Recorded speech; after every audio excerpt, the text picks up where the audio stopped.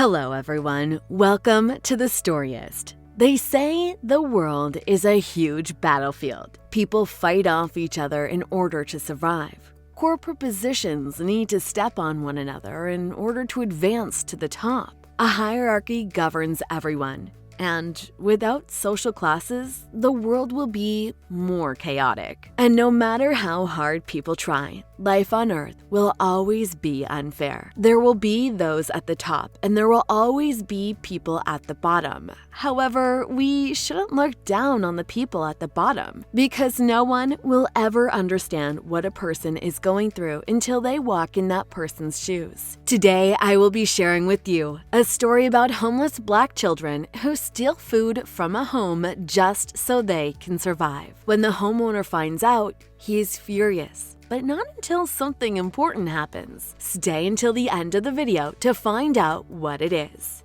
Julio and Simone are brothers. They only have a year gap, but they grew up very close, so they treat each other like they are twins. They are very caring to each other. The two grew up in the streets after their father died of a sickness, and their mother went with a rich man and left them alone. They were just 5 and 6 years old at the time. They had no one to rely on aside from themselves and one another. They were afraid to stay in the makeshift home they used to live in, because any moment the child care services would be taking them away, knowing that they are orphans. However, Julio and Simone did not want to get separated, and they knew for sure that if they were brought back to the child services care, then they would be adopted by different families, and their lives as brothers would be over. They only have each other, and separation will be the worst to happen to them. So they tried to endure the blow of every single day just to get by. As children, they couldn't apply for any job yet, so all they could do was beg for alms in the streets. But coming from a Black culture only magnified their problems. Only a few people would bother to look at them in the streets. It would be lucky if those looks turned to pity and then result in coins.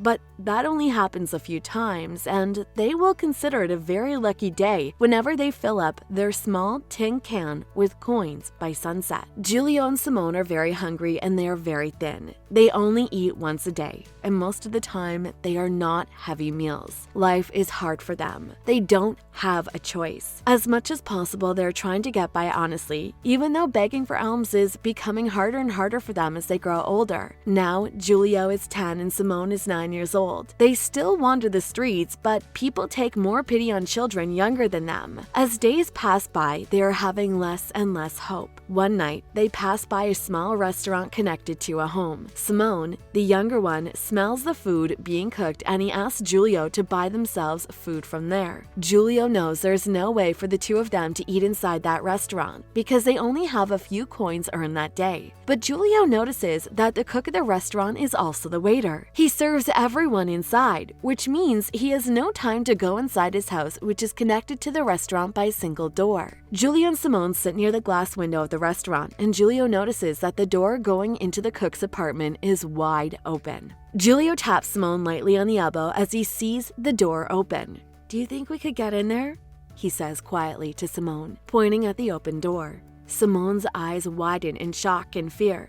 His face becomes pale. "What if we get caught? They'll say we are stealing," Simone protests, but Julio assures him of nothing of the sort. "Just trust me, we are going to get a few fruits on that table. We are not doing any harm to people," Julio tells Simone, but Simone is still skeptical that they can make it without getting caught. "I don't know, Julio. Stealing is still stealing, no matter how you do it," Simone replies. But Julio convinces him to come with him or else they will die of hunger. Soon enough, Simone is convinced and the two children sneak into the open door. As they get to the table, they gather a few fruits. Julio grabs 2 apples and 2 bananas, while Simone gets a piece of wheat bread. They are now walking back towards the door when all of a sudden, they hear the door from the restaurant door going to the kitchen open. "Thieves!" they hear the homeowner exclaim. They run as fast as they can, but soon enough, the homeowner catches them. He tells them he will turn them into the police, but before he can call the police, the two escape again. But because of the panic, the 2 children accidentally let go of the bananas and the bread.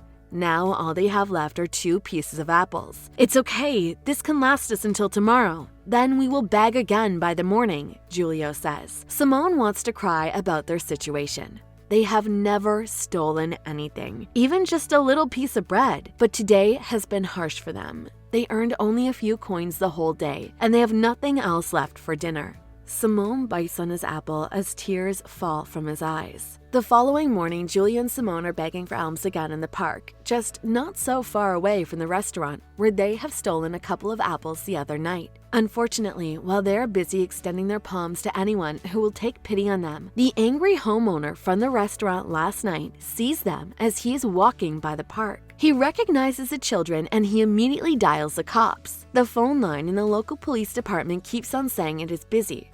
So he keeps on calling. While he's doing so, he keeps an eye on the kids so that they will not escape from him again. He hides from the kids behind the huge trees. After a moment, the homeowner sees Simone take out half of the apple they have stolen from him. The apple already has a few bites. "I thought you ate the whole apple last night," Julio asked Simone. "I'm afraid we won't earn enough coins for lunch today. And I am right. It's almost lunchtime and we haven't received a dime. Good thing I've saved half of my apple from last night," Simone replies. Hearing this, the homeowner is shocked, but he is more moved by what he hears next. Simone suddenly breaks his apple in half and gives it to Julio. "What are you doing? I already ate all of my apple last night, so it's my fault if I don't get any lunch today. It's okay, keep it all." Julio refuses, but Simone insists that his brother eats too so that he will feel full. Julio accepts his brother's offer and they eat the apple. Meanwhile, the line from the local police finally opens and someone answers the homeowner's call. "Yes, hello, The homeowner stutters as he watches the two children eat their apple. He almost feels tears falling down his cheeks. "Nothing, just a false alarm. Thank you anyway," the homeowner tells the police, and he drops the call. Then he approaches the two boys. At his sight, the boys almost run, but he then stops them, explaining that he will not turn them into the police. "Actually, I think I'll be needing help in the restaurant soon. I'm thinking if you guys can help me and be my staff," the homeowner asks. Baffled, the two brothers just look at each other. "But we know nothing about waiting tables," Julio replies. The homeowner assures them that he will be training them to be good at their job. "You can also live inside one of the empty rooms inside my house. I don't use it anyway," the homeowner offers. The two brothers' eyes sparkle with the phrase. Finally, they will no longer live in the streets and wander to beg for alms. They gladly agree to the man's offer and they come with him to his house. The brothers become the homeowner's staff inside the restaurant, and they have a place to sleep as well. The homeowner realizes that he might have seen them as thieves the first time, but knowing the other side of their story, the least he can do is something good to them. That's all for today. We hope you enjoyed that video, and we'll see you on the next.